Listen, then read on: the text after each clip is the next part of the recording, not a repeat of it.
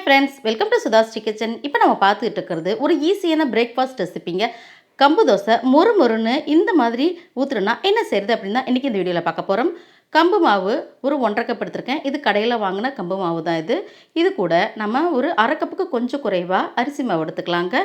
சீரகம் 1 டேபிள் ஸ்பூனுக்கு சேர்த்துக்கலாம். குட்டி குட்டியாக கட் பண்ணி வச்சுருக்கிற பெரிய வெங்காயம் ஒரு 1/2 கப்பு இருக்கிற மாதிரி சேர்த்துக்கலாம். குட்டி குட்டியாக கட் பண்ணி வச்சுருக்கிற பச்சை மிளகாயை ஒரு 4 கட் பண்ணிக்கலாம். இப்போ இது கூட ஒரு 2 கப்புக்கு நான் தண்ணி சேர்த்துக்கிறாங்க. தண்ணி சேர்த்துட்டு தேவையான அளவுக்கு கொஞ்சமாக உப்பு சேர்த்துக்கலாம். உப்பு சேர்த்துட்டு நல்லா இப்படி கலந்து விட்டுருணுங்க. இப்போ அந்த தண்ணி போதுமான்னு பார்த்துக்கிட்டு அதுக்கப்புறம் தான் நம்ம தேவையான அளவுக்கு சேர்த்துக்கணும். இப்போ நல்லா கலந்தாச்சு. இப்போ கெட்டியான பதம் தான் இருக்குது. நமக்கு இந்த மாதிரி ஊற்றினா தோசை சரியாக வராது. அதனால் மறுபடியும் இன்னும் ஒரு 1/2 கப்பு ஊற்றுறேங்க. ஊற்றிட்டு நல்லா இந்த மாதிரி கலந்து விட்டு நம்ம தோசை ஊற்றும்போது நமக்கு ரவா தோசை பதத்துக்கு இருக்கணும். அந்த மாதிரி இருந்தால் தான் நமக்கு கரெக்டாக வரும் தோசை. அதனால் மறுபடியும் நான் இன்னும் கொஞ்சம் தண்ணி சேர்த்துக்க போகிறேங்க. மொத்தமே நம்ம 3 கப்பு தண்ணியே சேர்த்துட்டேன் இதில் சேர்க்குறதுக்கு.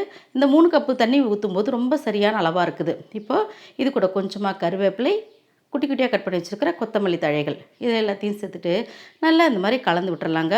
நம்மளுடைய தோசை மாவு பேட்டர் ரெடி ஆகிடுச்சிங்க. ரொம்ப ரொம்ப ஈஸியாக சூப்பராக கிறிஸ்பியாக குழந்தைங்க பெரியவங்க எல்லாருமே ஆசையாக சாப்பிடுவாங்க. இந்த மாதிரி பதத்துக்கு நம்ம தண்ணியை கரைச்சி வச்சுக்கணும்.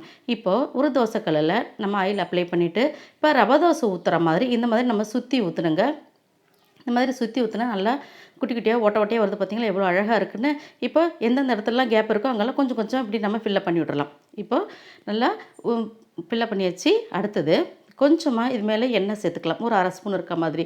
இப்போ கொஞ்சம் நேரத்துலேயே நமக்கு நல்லா இந்த மாதிரி ரெட்டிஷாக வந்துடும் பாருங்கள். இப்போ ஓரங்கள்லாம் ஃப்ரீ பண்ணி விட்டுட்டு அப்படியே இந்த தோசையை எடுத்துட வேண்டியது தாங்க. திருப்பி விட்டுட்டோம்னா ரொம்ப சூப்பராக நமக்கு பார்த்தாலே தெரியுது. பார்த்திங்கன்னா நல்லா கோல்டன் ப்ரௌனில் வருது.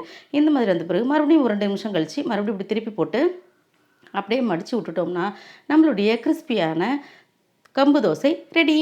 இந்த தோசை ரொம்ப ரொம்ப ஹெல்த்தியாக டேஸ்டியாக சூப்பராக இருக்குங்க. இதே மாதிரி எல்லா தோசைகளும் ஊற்றி எடுத்துகிட்டு வந்துடலாங்க.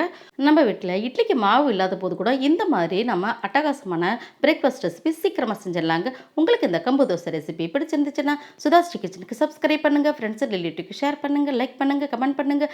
ஆரோக்கியமானதையே சமைப்போம், ஆனந்தமாக இருப்போம்.